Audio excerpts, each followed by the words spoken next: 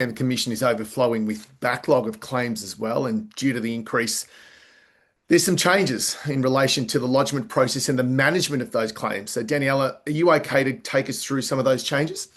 Absolutely. Yeah, the increase is not anecdotal at all. I think, like you said, Paul, I think I read something like 44,000, claims in the last financial year, 70% increase over, I don't recall the period, but what we're seeing is a massive surge in claims, and the Fair Work Commission has had to adapt to that to try and manage them because there's a extremely high workload and a lot of cases that they have to work through. So we're seeing a lot more general protections claims, and we'll talk a little bit later about why we might be seeing those, but a lot more general protections claim. We're seeing a much more compressed and interventionist process. So we used to have about an hour and a half, 2 hours in these conciliations conferences. Now for general protections claim, we get 60 minutes. 60 minutes in the calendar, but practically when you're in these sessions, it could be much less. I had one recently where we got about 15 minutes, and the applicant put an offer, we put an offer, and the Deputy President said, too far apart, no utility in there's no prospect of settling today. I'm going to end it, off to court. Here's your certificate.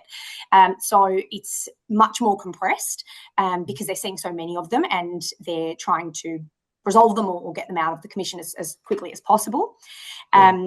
We are also seeing they're doing intake calls with some cases. So we see a case manager calling clients before a conference is even listed.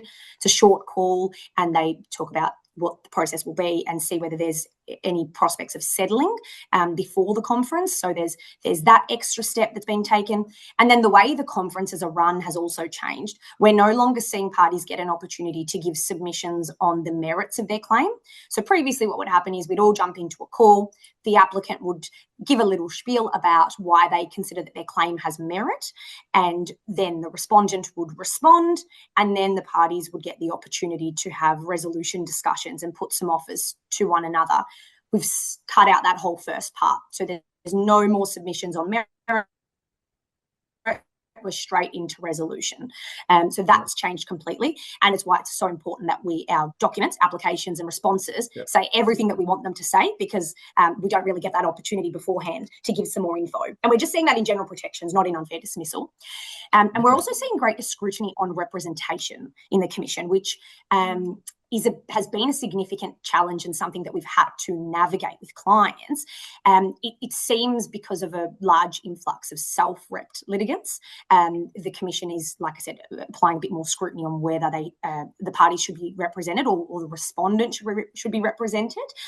So we're having to find different ways to support clients or give greater submissions on why they should be represented. Maybe there's mental health impact. We might get a letter from, a psychologist or a treating practitioner about the impact the proceeding is having and why they need to be represented.